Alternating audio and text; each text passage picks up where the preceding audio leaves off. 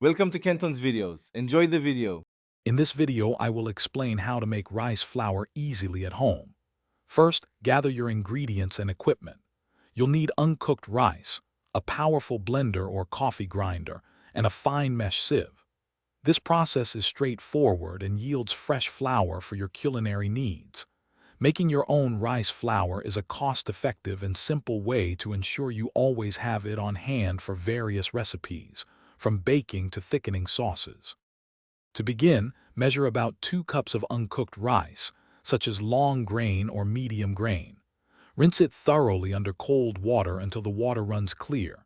Next, soak the clean rice in fresh water for approximately 4 hours.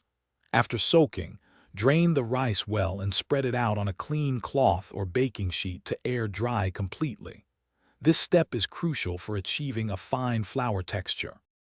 Once your rice is completely dry, it's time to grind it. Use a powerful blender or a dedicated coffee grinder. Work in small batches, filling the grinder about 1/3 full. Pulse the rice repeatedly, allowing short breaks to prevent overheating the motor. Continue grinding until the rice transforms into a fine, powdery flour.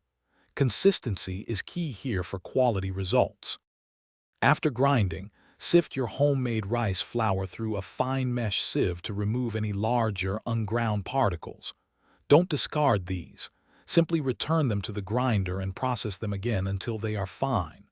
Once sifted, your fresh rice flour is ready. Store it in an airtight container in a cool, dry place. It will keep well for several months, ready for your next recipe. Thanks for watching. Consider subscribing if we helped you.